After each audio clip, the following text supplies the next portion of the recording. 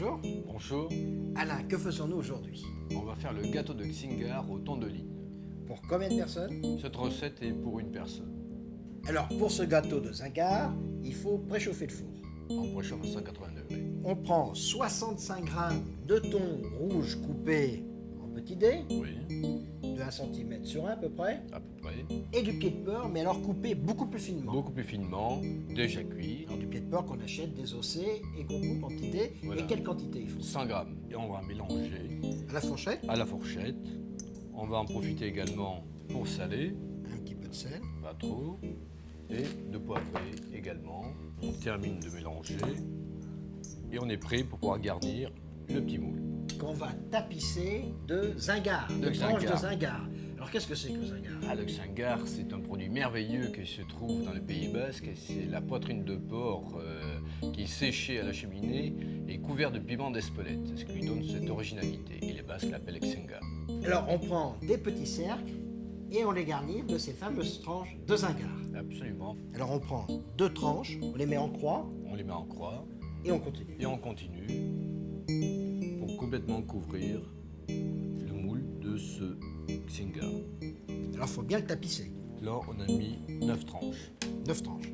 Et on va garnir de l'appareil que nous avons fait, c'est-à-dire du mélange de thon avec les pieds de porc. Donc on répartit bien. On va mettre jusqu'à la hauteur. On remplit bien, on presse un petit peu si c'est On nécessaire. presse un petit peu si c'est nécessaire.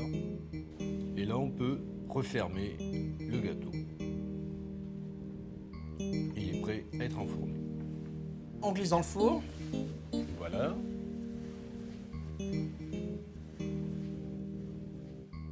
Et on laisse combien de temps?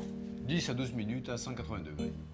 Alors pendant que le gâteau cuit, nous allons faire la sauce. Voilà. On prend une bouteille de vin rouge. On peut prendre toute bouteille de vin rouge, mais le Bordeaux est mieux. On va porter à ébullition et on va faire réduire. On va le faire réduire sans le flamber, ce qui est très important pour garder tous les arômes du vin. On laisse réduire à 3 décilitres. Voilà, Ouais. c'est ça. Le vin réduit, il en reste un tiers. Et maintenant, on Et finit la maintenant, sauce. On finit la sauce.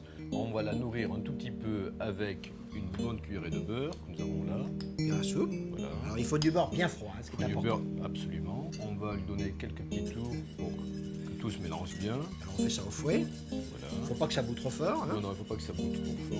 Voilà, quand ceci est fait, eh bien, on va rectifier l'assaisonnement, lui donner un tout petit peu de sel Alors, une pointe de sel, et un tout petit peu de poivre à la fin, très très peu.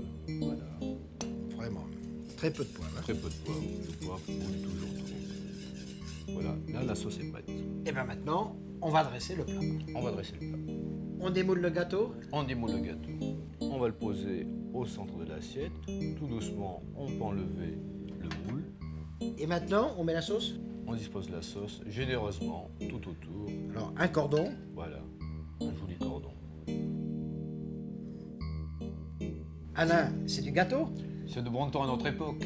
Au revoir. Et bon appétit, bien sûr.